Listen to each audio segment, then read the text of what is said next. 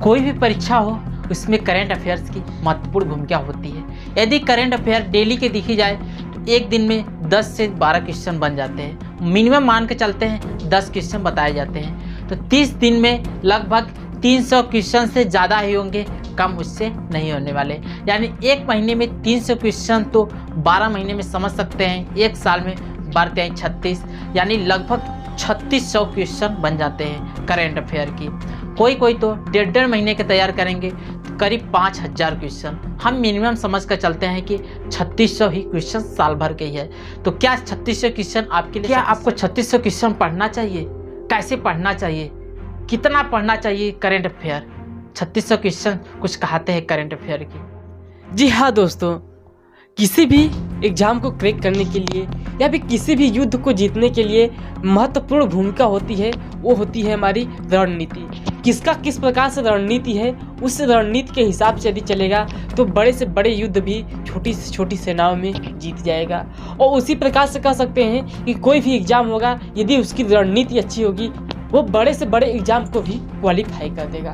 जी हाँ दोस्तों, आज हम इसी के विषय में बात करेंगे, रणनीति के विषय में, यानी कि आरआरबी एनटीपीसी या ग्रुप डी की जो एग्ज़ाम होने वाली है उसकी हम क्या रणनीति अपनाएं। अब टाइम तो भी कम बचा है, 1-1.5 महीने की टाइम बची है। अब उस 1-1.5 महीने के टाइम में हम क्या कर सकते हैं, क्या नहीं कर सकते हैं। यदि हम माने तो 1-1.5 महीने का टाइम इस समय एग्ज़ाम के लिए स्वर्णिम युग चल रहा है। यदि इसमें आप यदि मेहनत कर लेते हैं तो 100% है कि एग्ज़ाम को आप तोड़कर आएंगे। तो आज हम आरआरबी एनटीपीसी ग्रुप डी जो 2019-20 जो चल रहा है उसके विषय में हम लोग चर्चा करेंगे और आपको एक विशेष स्ट्रेटजी, विशेष कह सकते हैं रणनीति के बारे में बात करूंगा, जिससे कि 100% एग्ज़ाम को तोड़कर ही आएंगे। तो लीजिए कुछ बात कीजिएगा भैया से। दोस्तों, यह एग्ज़ाम अब 20 में होने वाला है। हो सकता है जाते जाते 21 में भी कुछ एग्ज़ाम हो जाएं, क्योंकि 20 लास्ट 20 में स्टार्ट होगा और 21 में शुरुआत में होता रहेगा एग्ज़ाम। तो सबसे पहले हम चलते हैं, जीए की बात की जाए और यहाँ पर मैथ की और रीजनिंग की। ये सुनते सुनते आप पक चुके होंगे, क्योंकि 2 साल में करीब इतना बार बताया गया होगा कि आपको कुछ याद हुआ हो न याद हुआ हो, लेकिन ये ज़रूर याद हो गया होगा कि 40 नंबर का जीए आएगा, मैथ 30 नंबर का आएगा और रीजनिंग की बात की जाए तो 30 नंबर की रीजनिंग आएगी। तो इसे कैसे हम लोग इसे फॉलो करेंगे, कैसे पढ़ेंगे? सबसे पहले हम जीए की स्टार्ट करते हैं, क्योंकि अधिकांशतः स्टूडेंट का जीए ही कमज़ोर रहता है। हाँ, कुछ स्टूडेंट का मैथ भी कमज़ोर रहता है, उनकी भी बात करूँगा और रीजनिंग की भी बात करूँगा। जीए की सर्वप्रथम बात की जाए तो सर्वप्रथम इसके सिलेबस में देखा जाए तो history, geography, economy, polity, physics, chemistry, bio विविध करंट होता है। सबसे पहले इसमें 2 पॉइंट पर सबसे ज़्यादा फोकस करना है जीए पर। सबसे पहले इसमें क्या फोकस करना है आपके पास? साइंस और करंट। 2 चीज़, साइंस और करंट को बहुत ज़्यादा अच्छे से तैयार करना है। साइंस और करंट को, चूँकि साइंस से भी 10 से 12 मार्क्स के आने वाले हैं और करंट भी आपके पास 10 से 12 मार्क्स के करंट अफेयर आएंगे। तो करंट अफेयर कितना पढ़ना चाहिए, साइंस कितना पढ़ना चाहिए? साइंस को तो पूरा होल सब्जेक्ट लूसेंट और एनसीईआरटी आपके लिए सफिशिएंट है। एनसीईआरटी आज की डेट में पढ़ना बहुत ही ज़्यादा इंपॉर्टेंट बन गया है, क्योंकि जो भी एग्जाम में आ रहे हैं क्वेश्चन साइंस के एनसीईआरटी से मैक्सिमम आ रहे हैं, लेकिन कुछ फैक्ट लूसेंट से भी हैं। हालांकि दोनों को कंबाइन करके पढ़ा जाए तो बहुत ही ज़्यादा अच्छा रहता है। और करंट अफेयर की बात की जाए तो करंट अफेयर कितना पढ़ना चाहिए आज के डेट में?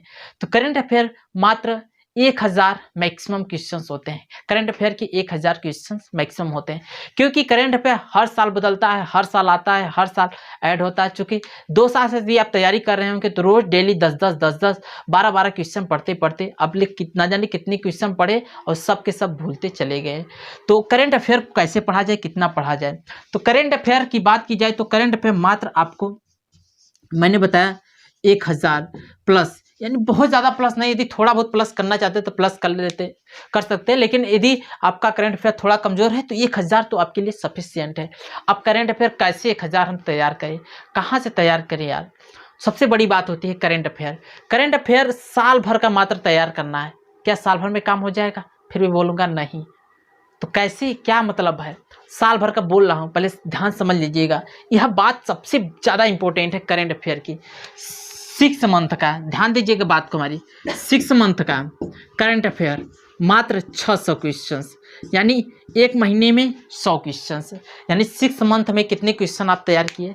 600 क्वेश्चन, यानी प्रत्येक मंथ वाइज उठाइए, 6 मंथ का क्वेश्चन लीजिए मंथ का, और 6 मंथ का लेने के पश्चात में 6 मंथ का लेंगे जब, तो उसके पास क्वेश्चन आपके पास कितने आ जाएंगे? 600 क्वेश्चन आ जाएंगे। ये तो बात रही एक मंथ का एक। अब बचे 400 क्वेश्चन को कैसे अरेंज करना है। फिर 6 मंथ आपके पास बचेगा, 6 महीने तो 600 क्वेश्चन के लिए टाइम दिए, और जो 6 महीना बच रहा है आगे चल करके, इन्हीं आप दीजिए कितने क्वेश्चन से? 300 क्वेश्चन। ध्यान समझिए बात को। क्या वही आप रटेंगे? फिर 600 क्वेश्चन रटेंगे यहाँ पर? नहीं न रट पाएंगे।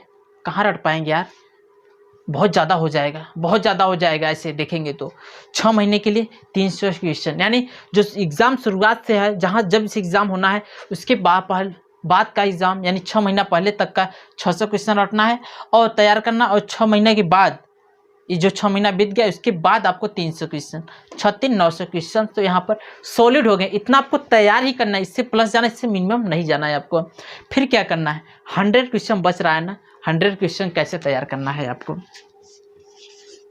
100 क्वेश्चन आपको तैयार करना है कि साल भर के बाद की, जैसे कुछ महत्वपूर्ण योजनाएं हो जाती हैं, 100 क्वेश्चन से थोड़ा कम ही बनेगा, इससे ज़्यादा नहीं बन चाहिए, क्योंकि कुछ इंपॉर्टेंट होते हैं, जैसे कि पीएम जन धन योजना या तमाम प्रकार की योजनाएं जो कि केंद्र सरकार द्वारा लॉन्च की जाती है और बहुत ज़्यादा इम्पोर्टेंट हो जाती हैं, जैसे पीएम जन योजना हो गया और जीएसटी हो गया, और कुछ अवार्ड हो जाते हैं, बहुत इंपॉर्टेंट अवार्ड हो जाते हैं, वो सब इसमें 100 क्वेश्चन के अंतर्गत आएगा। हालांकि 100 क्वेश्चन पूरा नहीं बन पाएगा, उससे कम ही रहना चाहिए, यानी 2 साल की आपकी करंट अफेयर तैयार होनी चाहिए। चूंकि अभी राजस्थान पुलिस या तमाम प्रकार के एग्जाम में देखा गया यही कि जो साल भर पुराने करंट अफेयर रहते हैं, साल भर पुराने, वो भी पूछे जा रहे हैं, लेकिन कौन से क्वेश्चन पूछे जा रहे हैं? सभी क्वेश्चन नहीं पूछे जा रहे हैं, सिर्फ उसमें इंपॉर्टेंट अवार्ड से रिलेटेड पूछे जा रहे हैं, या कुछ योजनाएं ऐसी केंद्र सरकार की रहती है जो कि आज तक चल रही है, बहुत ज़्यादा इंपॉर्टेंट है, वही पूछी जाती हैं। तो आपको कुल मिला जुला कर 2 साल का करंट अफेयर तैयार करना है, लेकिन कैसे तैयार करना है? 1000 में ही समेट लेना है उन्हें, कि 600 क्वेश्चन से 6 महीने का 600 तैयार कर लेना है, फिर 6 महीने का 300, फिर आगे साल भर का 100 क्वेश्चन। यह तो करेंट अफेयर की हुई बात। तो इतना तो बातें समझ में आ गई होंगी करेंट अफेयर की। अब रही बात की साइंस की, साइंस की भी अच्छे से पढ़िए। यदि टाइम मिलता है तो हिस्ट्री, ज्योग्राफी, इकोनॉमिक, पॉलिटी, इसे भी पढ़िए, क्योंकि आप लोग कुछ दिनों से पढ़ रहे हैं, पहले से भी पढ़ रहे हैं, इन्हें आप लोग कई बार पढ़ चुके होंगे, तो इन्हें आप एक बार रीडिंग मारिए। रीडिंग मतलब कि जो भी नोट्स बनाए हैं या जो भी PDF आपके पास है उससे आप रीडिंग मारिए, या तो किसी की वीडियो लेक्चर देख रहे हैं तो थोड़ा सा स्पीड करके उन्हें एक बार देखने का प्रयास करिए और इस पर थोड़ा सा फोकस करिए। लेकिन करेंट अफेयर और साइंस पर फोकस करने के पश्चात इन पर भी फोकस करते रहिए, क्योंकि 1-2 क्वेश्चन 3 क्वेश्चन पूछे जाते हैं तो बड़े ज़्यादा मायने रखते हैं एग्जाम हॉल में, लेकिन पूछे तो जाते ही है ना। तो सिलेबस में थोड़ा बहुत आपको इस पर भी ध्यान देना होगा, लेकिन महत्वपूर्ण भूमिका अदा करेगी करेंट अफेयर और साइंस, 2 ही चीज़ महत्वपूर्ण भूमिका अदा करेगी। और थोड़ा सा इसमें हिस्ट्री में मॉडर्न हिस्ट्री वाला पोर्सन को ध्यान दीजिएगा, स्वतंत्रता से रिलेटेड। अब मैथ की बात रही, मैथ को हम कैसे पढ़ेंगे? तो मैथ में 2 प्रकार के मैथ बनेंगे आपके पास में, एक एडवांस होता है और एक अर्थमेटिक होता है। अर्थमेटिक और एडवांस। एडवांस में क्या होता है कि जो पीछे वाले चैप्टर, एडवांस में बच्चों को थोड़ा कम समझ आता है, लेकिन ऐसी बात नहीं है, कुछ लोगों को एडवांस ही ज़्यादा बेहतर लगता है। जैसे कि मुझे एडवांस तो बहुत ही ज़्यादा बेहतर लगता है, क्योंकि यह अच्छा लगता है, थोड़ा सा कॉन्सेप्चुअल ज़्यादा चीज़ रहती है। हालांकि अर्थमेटिक भी ज़्यादा कॉन्सेप्चुअल चीज़ रहती हैं, लेकिन मैंने एडवांस में पहले से शुरुआत से ही पढ़ रहा हूँ, करीब बचपन से मेरा इंटरेस्ट है एडवांस वाले में, तो ज़्यादा अच्छा लगता है। एडवांस में आपके पास मेंसुरेशन हो गया, ज्योमेट्री हो गया, स्टैटिक्स हो गया, और ये सब प्रोबेबिलिटी प्रायिकता भी होगी, ये सब चीज़ें आती है एडवांस में, और तमाम प्रकार के चैप्टर आते हैं। लेकिन यदि आप एडवांस को सीधे एडवांस पर टारगेट कर रहे हैं, अर्थमेटिक कमज़ोर है, तो ये बेकार स्ट्रेटजी आपकी चली जाएगी, फालतू चली जाएगी, क्योंकि पहले आपको अर्थमेटिक को मजबूत कर लेना है। यदि अर्थमेटिक मजबूत है तो तभी आप एडवांस पर जाइएगा। तो सबसे पहले आपको इसमें number system, simplification, average ratio और LCM, percentage, profit and loss, SI, time and work, इस यहाँ पर मैंने चैप्टर को यहाँ पर डिनोट कर दिया है। ये सब चैप्टर समझिए कि 100% इससे क्वेश्चन आएंगे ही आएंगे। हो सकता है मेंसुरेशन से क्वेश्चन नहीं आए एडवांस के अंतर्गत, लेकिन जो अर्थमेटिक है इससे क्वेश्चन आएंगे। पहले अर्थमेटिक एकदम अच्छे से तैयार करिएगा, अच्छे से क्वेश्चन को सॉल्व करिएगा। प्रीवियस ईयर सबसे ज़्यादा प्रेफर करिएगा, प्रीवियस ईयर। जीए के लिए भी जो जनरल अवेयरनेस के लिए भी प्रीवियस ईयर से ज़्यादा इंपॉर्टेंट कुछ है भी नहीं। कुछ लोग होते हैं, मैंने देखा है कि अनेक जगह बताए जाते हैं, क्वेश्चन अपने मन से बनाए जाते हैं और इतना घाचा पाचा करके क्वेश्चन बनाए जाते हैं, इतने हार्ड लाए जाते हैं कि देखो ये है, ऐसे है, वैसे है। तो हम पर कुछ नहीं, वैसे जो पहले एकदम नॉर्मल क्वेश्चन होते हैं उन्हें एकदम अच्छे से मान लिया जाए, रीडिंग कर लिया जाए, तब उससे लेवल को बढ़ाया जाए। ये नहीं कि पहले लेवल को ही बढ़ा दिया गया, नीचे का आ ही नहीं रहा, ऊपर का मजा बेकार हो जाएगा। पहले छोटे वाले क्वेश्चंस आ जाने चाहिए, तब बड़े वाले। फिर इसके बाद आती है कि रीजनिंग। कुछ लोग सोचते हैं कि रीजनिंग तो बड़ी सरल है, बड़ी नॉर्मल है। दोस्त ऐसा नहीं है, रीजनिंग भी बहुत अपने आप में मायने रखती है। रीजनिंग आती है तो बड़ी अच्छी लगती है, सरल आती है, लेकिन किसी किसी में ऐसा आ जाता है ना, फिगर काउंटिंग का ही ले लीजिएगा या किसी का भी ले लीजिएगा, वह लॉजिकल हो ले लीजिएगा या नॉन वर्बल ले लीजिएगा, कोई भी ले लीजिएगा रीजनिंग में, तो ऐसी आती है ना कि हवा ख़राब हो जाती है अच्छे अच्छों की। हमारी तो कोई औकात ही नहीं है। लेकिन हाँ, एक नॉर्मल देखा जाए तो रीजनिंग में भी बहुत ज़्यादा हार्ड नहीं रहता है, एक नॉर्मल क्वेश्चन पूछे जाते हैं। लेकिन यदि आपके पास में 30 क्वेश्चन पूछे जाते हैं, उसमें तो 3-4 क्वेश्चन ऐसे ही रहेंगे, 2-3 या 2-3 ही कहिएगा, 2-3 ऐसे क्वेश्चन ऐसे रहेंगे थोड़ा सा अच्छे क्वालिटी के क्वेश्चन। अच्छी क्वालिटी कहने का मतलब है थोड़ा सा लेवल को अप करके दिया जाएगा, उन्हें भी आप लोग लास्ट में उसे नस्ते नाबूद करने का प्रयास करिएगा। करने का मतलब जो पहले नॉर्मल आ रहे हैं पेपर में, उन्हें तैयार कर लिया जाए, फिर उनको भी किया जाए। जैसे कि इसमें डिकोडिंग ये बहुत ज़्यादा पूछे जाते हैं। कोडिंग डिकोडिंग हर सेट में देखेंगे तो कोडिंग डिकोडिंग आता ही आता है। और यहाँ पर रिलेशनशिप, रिसोलिज्म और सिलोजिज्म, और यहाँ पर है statement and conclusion, Venn diagram, और यहाँ पर एनालॉजी। ये सब क्वेश्चन होते हैं कि हमेशा पूछे जाते हैं और पूछे जाएंगे। तो रीजनिंग के लिए बेस्ट क्या होनी चाहिए? रीजनिंग तो देखेंगे बहुत ज़्यादा हार्ड क्वेश्चन आएंगे, बहुत नॉर्मल भी क्वेश्चन आएंगे। तो रीजनिंग के लिए सबसे बेस्ट तरीका कि आप प्रीवियस ईयर लगाइएगा।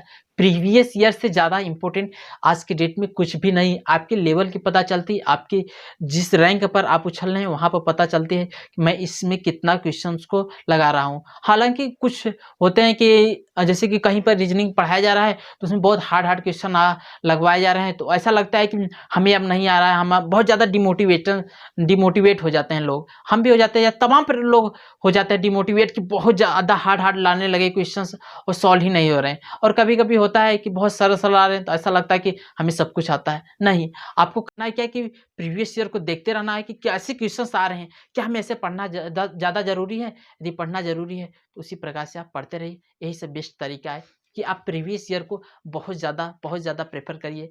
और जो या जीए देख रहे हैं आपके पास में एक, उसका नाम क्या है, हाँ प्रीवियस ईयर का देखिएगा, उसका नाम क्या है, हाँ घटना चक्र।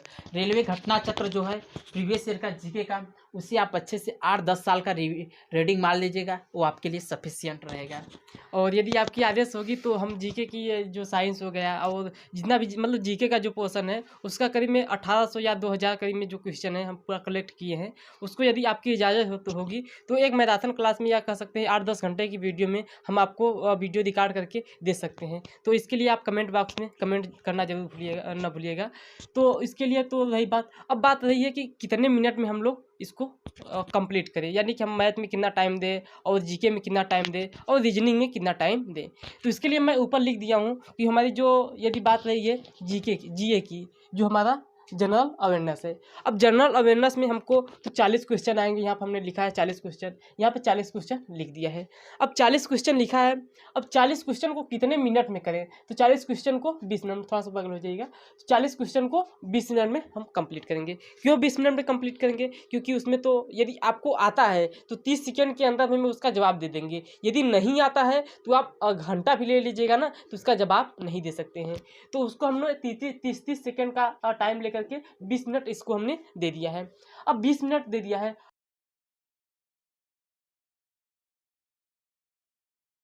और इसी प्रकार मैथ में भी आप 30 क्वेश्चन को करने के लिए 40 मिनट ले सकते हैं और रीजनिंग आपका 30 क्वेश्चन को करने के लिए 30 नंबर ले सकते हैं मेरे अनुसार। तो दोस्तों आज की वीडियो में बस इतना ही, मिलते हैं किसी नेक्स्ट वीडियो में।